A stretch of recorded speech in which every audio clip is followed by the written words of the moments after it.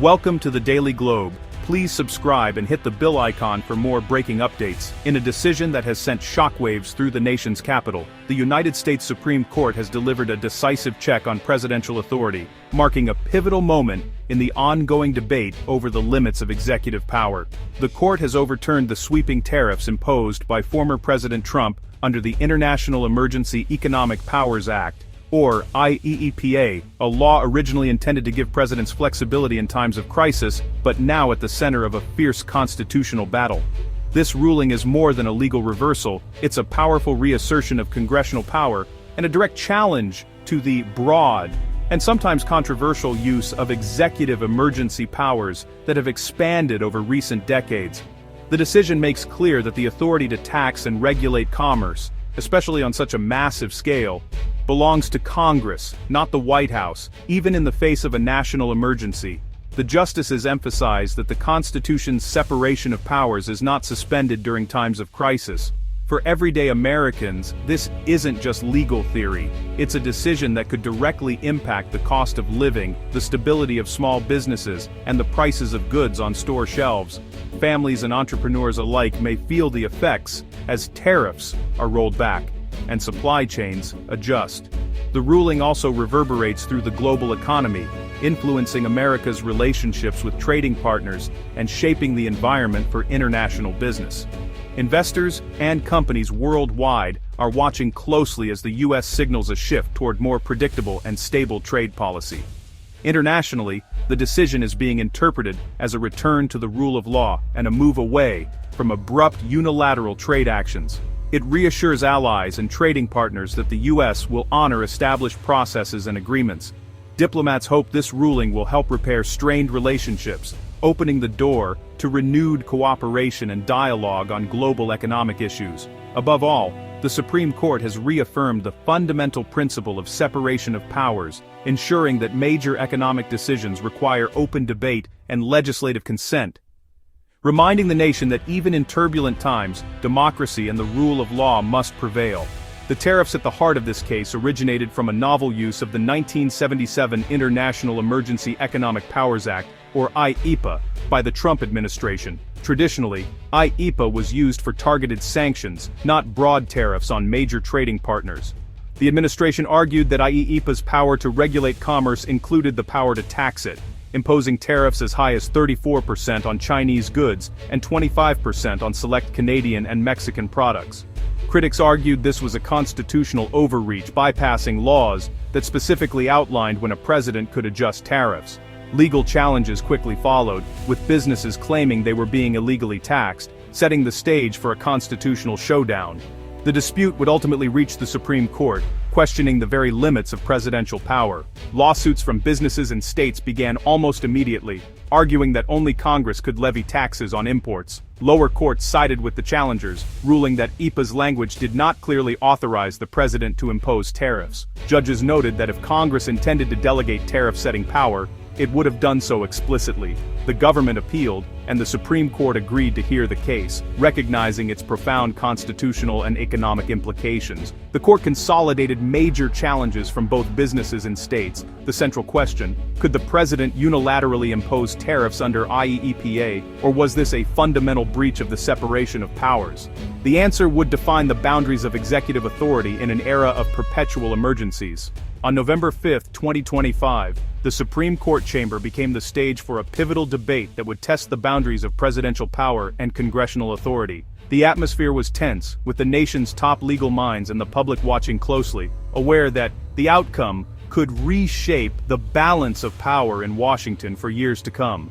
Government lawyers opened their arguments by insisting that the International Emergency Economic Powers Act, or IEEPA, gave the president broad flexibility to respond to national security threats. They argued that this flexibility included the use of tariffs as a tool, even if the statute did not explicitly mention tariffs. According to the government, in times of crisis, the president must have the ability to act swiftly and decisively, without waiting for Congress to pass new laws. But justices from both sides of the ideological spectrum expressed deep skepticism. They pressed the government's lawyers, questioning whether such a core congressional power, like setting tariffs, could really be hidden in a statute that never once mentions the word tariff.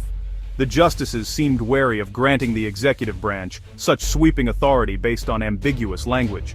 Chief Justice Roberts and Justice Kagan were especially vocal, emphasizing that IEPA was originally designed to limit, not expand, presidential emergency powers. They pointed out that Congress had intended to place checks on the executive, not to hand over one of its most fundamental powers without clear, explicit language. Even justices who seemed open to the government's interpretation pressed for a clear constitutional justification.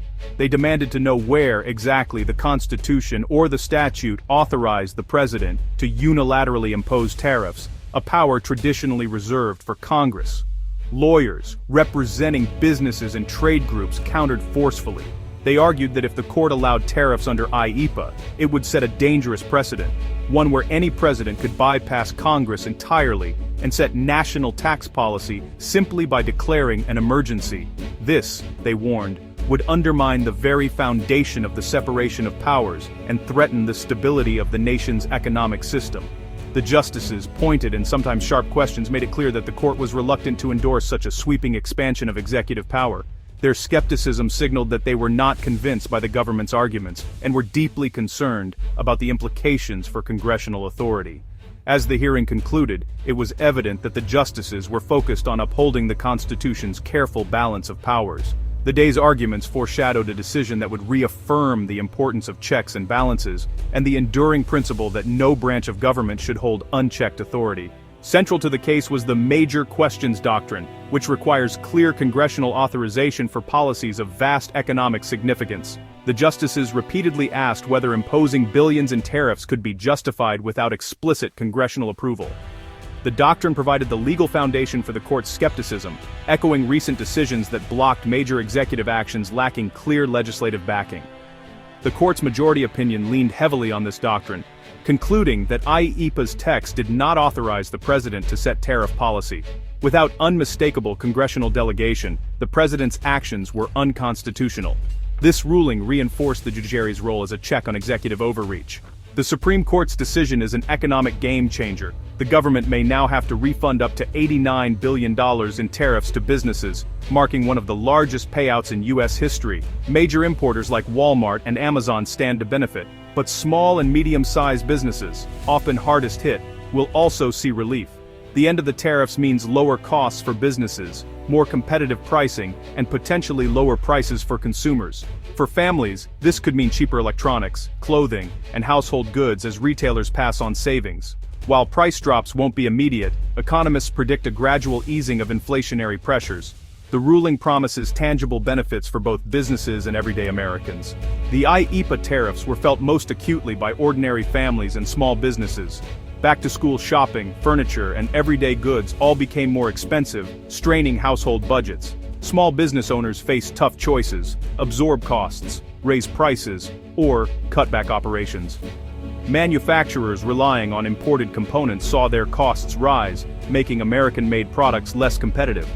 The Supreme Court's decision offers relief, allowing businesses to focus on growth and families to stretch their budgets further. The ruling addresses a policy that directly contributed to financial strain for millions. It's a constitutional victory with real-world impact, easing burdens on Main Street America. For many, it's a long-awaited return to economic normalcy. Experts across the spectrum have praised the ruling as a reaffirmation of the separation of powers. Legal scholars note the court didn't judge the tariffs' merits, but clarified who has the authority to impose them. Trade economists highlight the economic benefits: removing a regressive tax, boosting consumer spending, and stabilizing supply chains.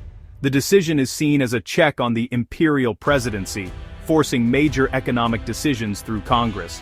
Some national security experts worry the ruling could limit presidential flexibility in future crises. Still, the consensus is that the court prioritized constitutional integrity over short-term policy needs. The ruling is widely viewed as a win for the rule of law and economic stability. The Supreme Court's decision marks the end of a contentious era in American trade policy, closing a chapter that has sparked heated debate across the nation for years. This landmark ruling not only resolves a long-standing legal battle, but also signals a dramatic shift in the balance of power at the highest levels of government. By setting a new precedent for presidential power, the court has drawn a clear line regarding the limits of executive authority, especially when it comes to sweeping economic decisions that affect millions of Americans. The Treasury Department now faces the daunting challenge of refunding billions of dollars, a process that will require careful coordination and oversight to ensure fairness and transparency for all affected parties. In the wake of the decision, class action lawsuits are likely to emerge as consumers and businesses seek compensation, setting the stage for a wave of legal activity that could reshape the landscape of government accountability. Politically, the ruling sends a strong message. Future presidents must now work more closely with Congress on major economic measures, fostering greater collaboration and debate on issues that impact the nation's prosperity. This decision also strengthens the major questions doctrine, reinforcing the idea that only Congress, not the executive branch, can make decisions of vast economic and political significance. It stands as a powerful reminder that the system of checks and balances is not just theoretical, but a living principle that is actively enforced by the judiciary. The judiciary has demonstrated its willingness to step in and maintain the constitutional order, ensuring that no branch of government exceeds its lawful authority. This case underscores the vital power of individuals and businesses to challenge executive overreach, reminding us that ordinary citizens play a crucial role in upholding democratic principles. Ultimately, the ruling restores congressional authority, reaffirming the legislature's central role in shaping the nation's laws and policies. It reaffirms that the United States is, above all, a nation governed by laws, not by the will of any single leader or group. This decision stands as a bulwark against the gradual erosion of legislative power, protecting the foundational principles that have guided the country for generations. Above all, it is a testament to the enduring strength and resilience of the Constitution, ensuring that the rule of law remains at the heart of American democracy.